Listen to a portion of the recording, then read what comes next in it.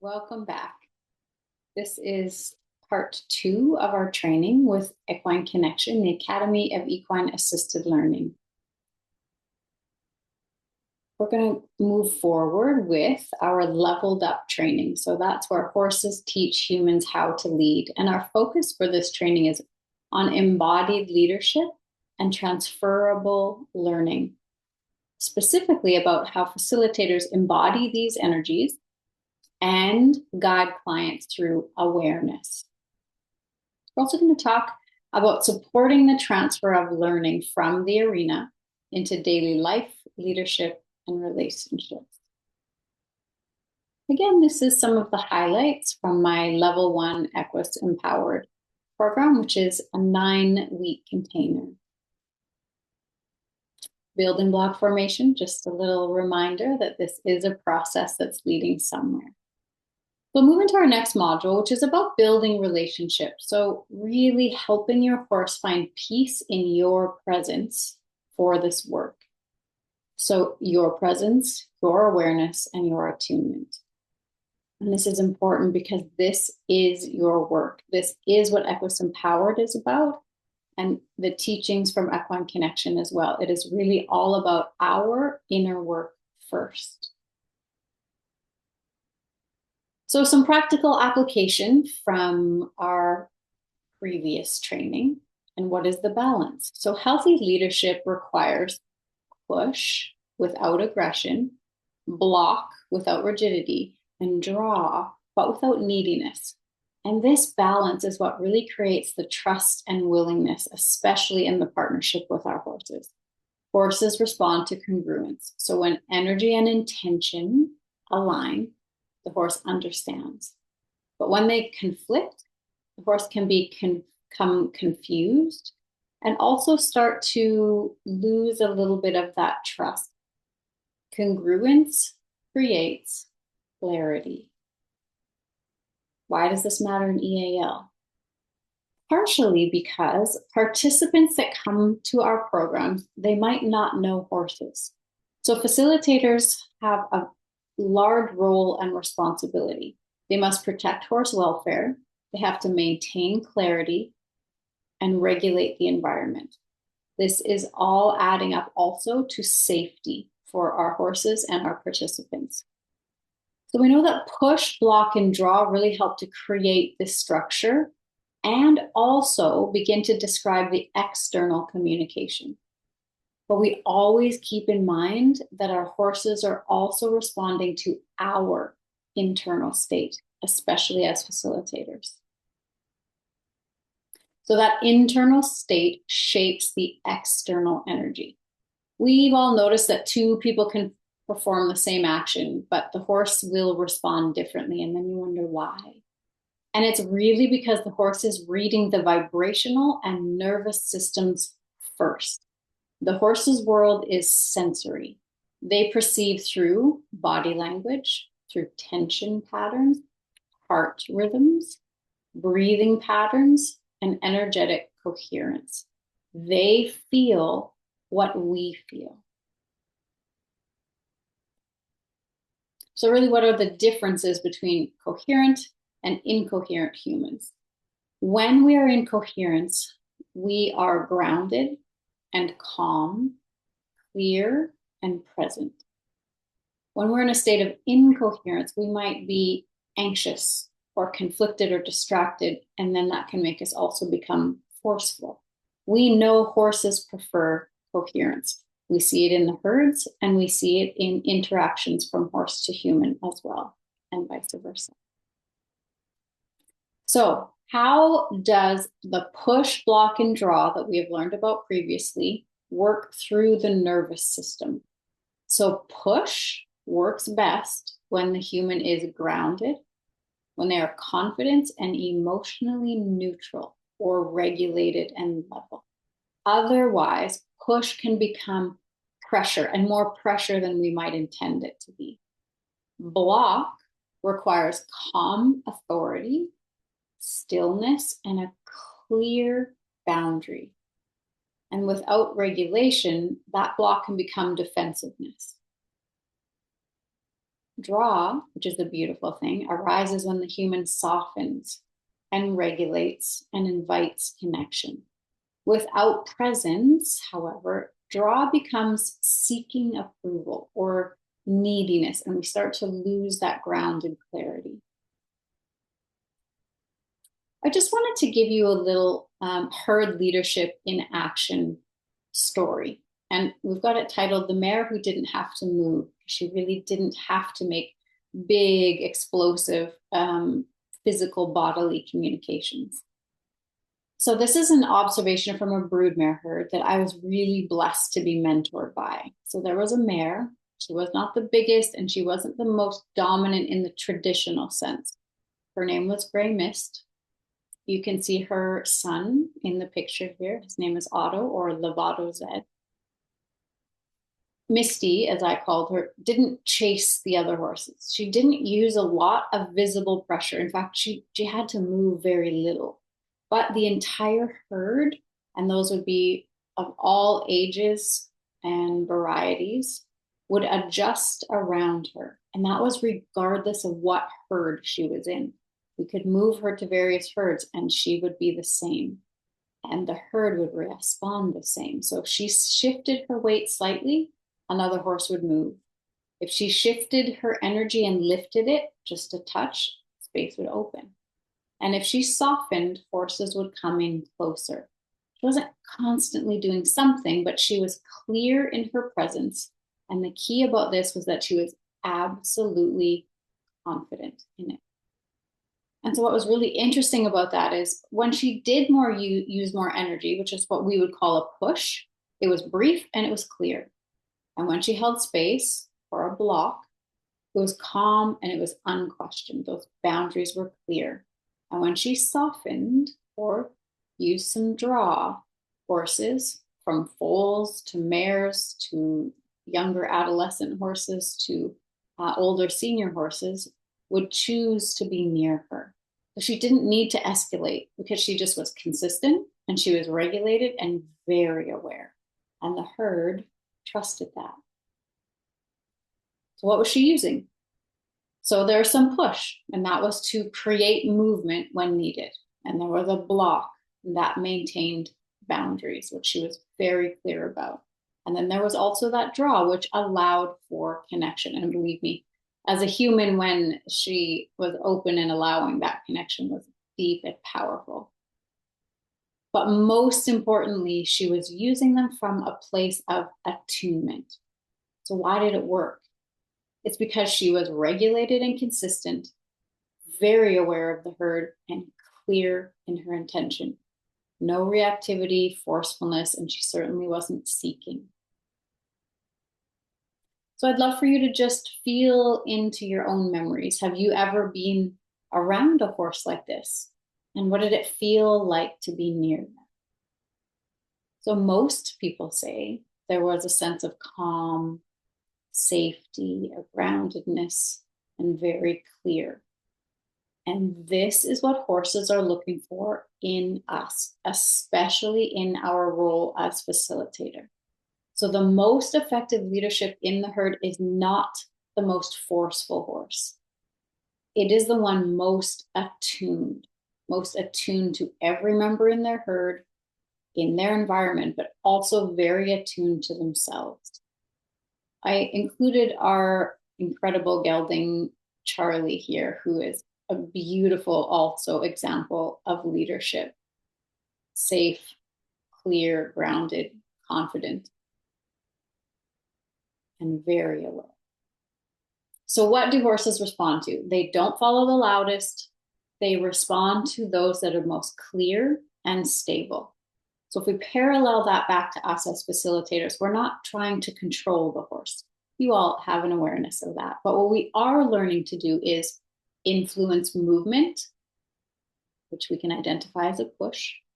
We are holding boundaries or blocking, and we are inviting connection or drawing. But this comes from a place of awareness, presence, and regulation. And continue to build on that. And we'll talk now about embodied leadership. What does that look like? So embodiment shapes the exchange. So if the facilitator is rushed, that space can start to feel pressured. Any of our programs or interactions with horses and with humans can feel rushed and unclear. So the horse and the client can feel a bit confused.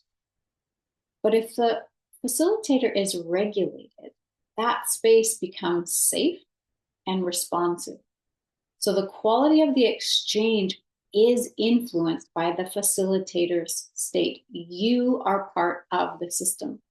Facilitators are not separate, but are integral. You influence the horse, the client, the emotional tone. Your nervous system becomes part of the conversation.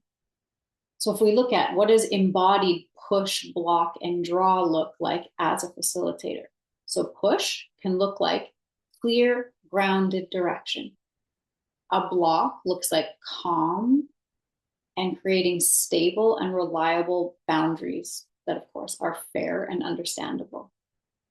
Draw looks like regulated invitation. It is an open and inviting, non-judgmental space. So these aren't actions specifically, they are states expressed through the body and through your nervous system. So how do we get to that place of being present and attuned and regulated? We really focus on our own self-care and self-growth. It is essential to be the best versions of ourselves, for others, and for our horses. If we parallel that back to horses, horses will regulate and co-regulate for themselves, for the herd, and for the environment and beings around them.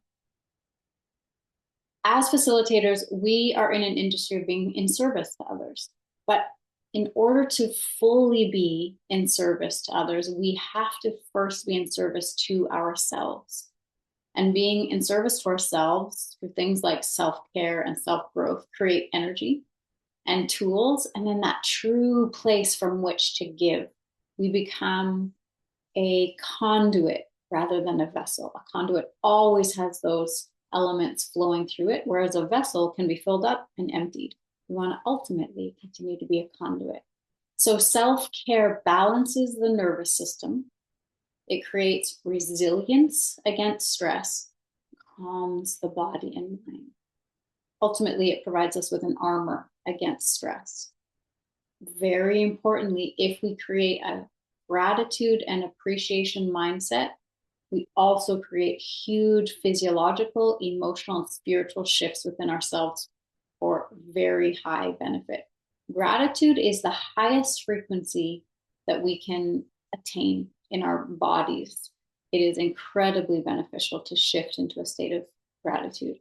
Now, horses in their natural herd environment are exceptional mentors and facilitators of self-care. And really, we have a gold mine in our fields for healing and insight and growth. I love this phrase from Tony Robbins, who is a mentor of mine, that life happens for you, not to you. Every element that we encounter is an opportunity for growth. So what are some of those resources for self-care and self-growth? One of them is time in nature. This very kind of beautiful, grounded picture. She's literally sitting on the ground, but also you can see some gratitude and being very present and aware of where she is.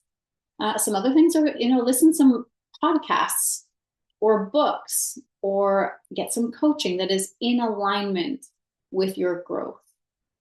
Another one is a really interesting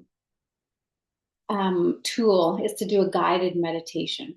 So find something perhaps on YouTube even, and listen through a meditation. If it resonates with you, go ahead and actually really partake with it.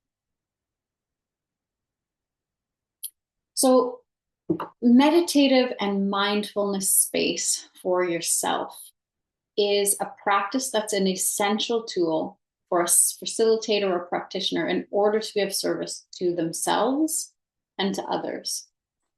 So these practices enhance emotional and physical resilience. They actually improve cognitive function and provide positive connections. Meditation and mindfulness regulate your nervous system and are essential elements to be able to give access when we are in a position to assist or to give to others. We can immediately access our own regulated nervous system in order to assist. So really, it ensures that we're filling our own bucket so that we have all that we need to give to others, especially in this client to facilitator dynamic, and keeping high awareness for the welfare of our horse partners. When we meditate, we relax. We start to stabilize in this quiet inner space, and then this space expand outward to help those around us. So if we just think back to the heart lock-in technique that we had mentioned earlier and the effect on the horse and humans in the studies, we know that these practices can be subtle, but very powerful.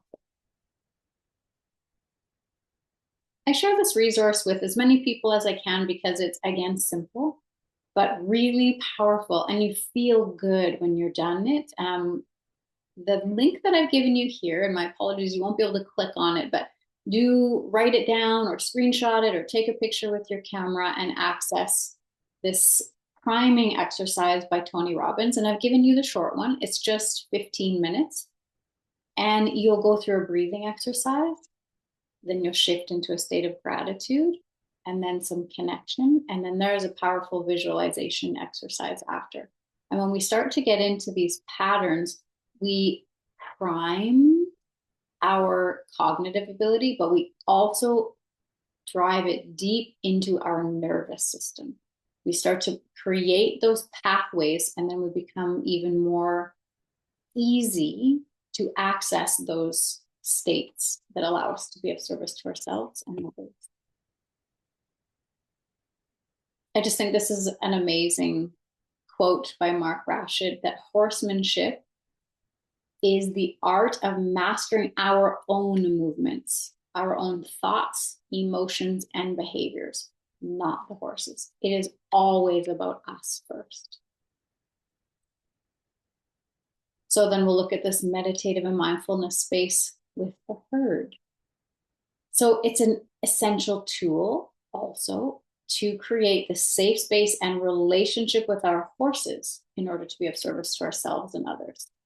Again, enhances emotional resilience for our horses, provides a positive connection of trust and peace between us, and can give us some really important insight into the emotional and physical well-being of our horses as well. It really ensures that we are filling our own bucket and that of our horses so that we all have what is required to give in the manner that we would like to do so. So we can start a practice of sitting with our horses, which enhances the required relationship and the creation of a safe space for participating in horse culture. And we're doing that by simply being, which is what horses do. We don't require anything. We just share some meditative space. And this is what horses do with each other regularly. You will see herds standing around dozing together. However, as we delve more deeply, and this is what we do in the Equus Empowered program, we begin to see there is much more going on. This is also a time, now this is a little tidbit for some of you, but we delve much more deeply in the full program. A time for you to practice your skills, and we know it's a cognitive skill that can be increased, of intuition. So you become open and aware of any thoughts or feelings, emotions, images, memories that come into your awareness. And with practice, you will really begin to learn to determine where those messages are coming. Another great quote, where focus goes, energy flows. So what we focus on, what we bring into both awareness, practice, and existence. I'm going to just give you a little reminder to start these interactions or sharing space or mindfulness or meditation with the breathing exercises that we've done previously. So a reminder to do your cleansing breaths, which is in through your nose and out through your mouth with intention of what you're drawing in. and letting go. And then your grounding breath. So in through your nose and out through your nose with the visualization of deeply connecting to earth. And as you get more practice in this specific type of breathing, you'll also begin to bring up the energy from the earth through your feet or seat bones as well, and kind of connect what you're also bringing in through your breath on the inhale. So I'm going to encourage you to just start this. Just simply share space. Be accessible and open without direction to your horses. Ask nothing, not of them nor yourself. Breathe together. A powerful thing is to adjust your breathing to match theirs. Take a deep breath in when they do, blow out when they do. You could sit quietly in the hay while they eat, or sit in the grass with them as they graze or rest. Read an uplifting book nearby, play some music aligned with the vibration you intend to achieve, and graze, but admire them and allow them to direct where they might like to eat. Of course, we're not going to let them drag us all over the yard. We're going to have that with some boundaries and leadership, but that all starts to come together. Do a guided or even a self-led meditation in their presence. And importantly, give and receive love, appreciation, and gratitude. We know with studies from HeartMath how powerful this is. And when you feel good, your horses entrain to your pattern. Their mirror neurons will be activated, and they also will be drawn to be in your presence. These, again, are concepts that we go into more deeply in the full program. You're going to continue to build relationship and peace in your presence by ensuring that your horse has autonomy and choices. Autonomy is self-government, or the freedom to act or function independently. So we want to allow them to have a say in their own lives, allow for room for choice. And we can accept that if we get a no, that simply means no for now.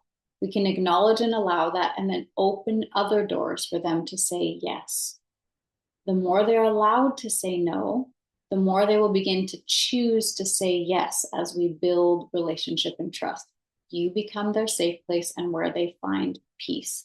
And we have some structures and practices around that in the full program. What good is a yes if no isn't an option?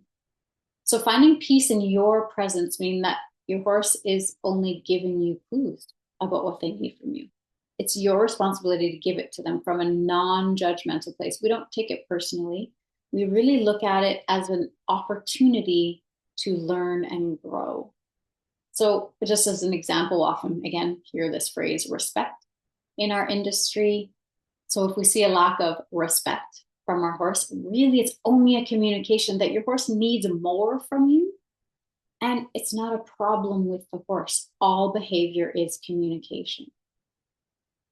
We ensure that these choices are present during both pleasure activities and the work environment. Josh Nichols has a phenomenal quote, so don't take from me what is for me to give you. And horses are asking for that regularly. Here's a little kind of caveat, an example in motion of why pulling on a horse's head or relying on tools breaks trust and clarity, or can break trust and clarity. So we look at herd culture first. Horses push each other, and they block and they draw. They don't pull on each other. Push, block, and draw show us how horses move and communicate with each other physically. So we don't pull on them. We can do the same as horses and add energy to the area we may like for them to move, and we use grounded and confident clarity. When horses are in halter and during programs and exchanges, again, we allow the horse autonomy and choice in where and how they move and with whom they interact. We refrain from pulling and we allow them to choose. And this further enhances trust and relationship between us, which only enhances every interaction our horses then have with us, our horses, and our clients. I'm going to talk about this a little bit in our next phase, but I'm bringing it in now just to kind of have an awareness for you that we also stay still and allowing when our horses might be working on humans, us or clients, in an intentional, energetic exchange. And again, we would not be pulling on their heads. We will have loose rope. Now, boundaries are still very important in this element. We want to create safety for everybody involved. So you're going to have an awareness around feeling a push from a horse. This awareness is prevalent in horse and herd culture. The most aware and attuned horses do not allow themselves to be pushed by other horses. They do not move their feet in response. They hold their ground. This is an important element for facilitators to remember as well. If we're feeling a push, that is somewhere we might need to block or create a boundary. So in order for your horse to engage in, and we're going to talk about this coming up quite quickly, in their method of guidance and exchange, they do need to be in an environment they trust. So it needs to be somewhere comfortable, familiar, quiet, grounded, and safe. I'll give you a teeny bit of homework here on self-care, growth, and this meditative state. So I would love for you, pause it here if you like, to make a list of 2 things that you already do for your regular self-care. And I would love then for you also to commit to doing Tony Robbins priming or a guided meditation of your choice each day this week. And then I would love for you to journal how you feel at the end of the week. The next portion would be to use Dr. Joe Beam's method for self-growth and attraction. It is called pies. So you're going to choose one item from each of the lists below that you can add and complete weekly that moves you toward the goals within each of these following categories. So the P from pies is physical. Take care of your body and choose an activity that makes you feel good inside and out. So for example, a meditation or exercise, a favorite outfit, massage. The idea is that you are in tune with your body's signals and intentionally prioritize nutrition, movement, healthy habits, rest, required to feel strong and capable and resilient. You want to feel comfortable and confident in your own skin, proud of how you carry yourself, and that you have the energy you need to face daily demands. The next section is the I from pies, which represents the intellectual element. And we want to shift into this, where you are a proactive learner who is consistently feeding your mind with new ideas and data and perspectives that actually challenge your existing way of thinking, that you're an active contributor in your conversations and work, and you offer insights that provide genuine value to others. So what is something you could do to increase your intellectual element of yourself? Could you learn something new? Could you study something? Continue the list. The next part of the pies is emotional. Can you identify accurately your emotions and regulate your internal, not external, regulate your internal state before reacting to others? Are you keenly aware of emotional environments? Do you know what's happening around you emotionally? Can you read the unspoken energy of a room and skillfully shift the atmosphere to achieve a positive or productive outcome? This is a very powerful skill and necessary in the role of a facilitator. The last part is the spiritual element. Is your life anchored in a deep and active faith or spiritual practice? So again, spirituality is individual to everyone, but it is a core part of the human experience. If those who knew you best were to audit your life, would they see that your daily actions match the values that you claim to hold? So for example, if you say you value your family, Then do you prioritize time with them over work commitments? Just as an example. So go ahead and do some of these elements and just keep notes of your actions and your progress that are moving you toward these states that are incredibly valuable as a facilitator. Now we're going to move into our final section, which is really about bringing all of this together in the facilitation mode. And we're going to make sure that our focus is on supporting client-led meaning making. That ensures that their inner knowing comes to light, and that is the part that they really take home from the arena or the barn or the pasture into their daily life. Energetic exchange takes us to embodied leadership, which takes us to client meaning. This becomes the bridge between horse response and that client transformation. There is intentional energetic exchange from horse to human. We'll talk a little more about that. And it happens through the body and the vibrational systems within it. When a horse interacts with a human, the exchange does not happen conceptually. It very often organizes through specific energy centers. The horses interact with them. They will orient to, stand near, or engage with specific areas of the human body. And these commonly align with what we understand as chakras. This is not random. They are responding to areas of coherence, tension, activation, and areas needing regulation. Anything that is in alignment with shifting into our best and highest and healthiest selves.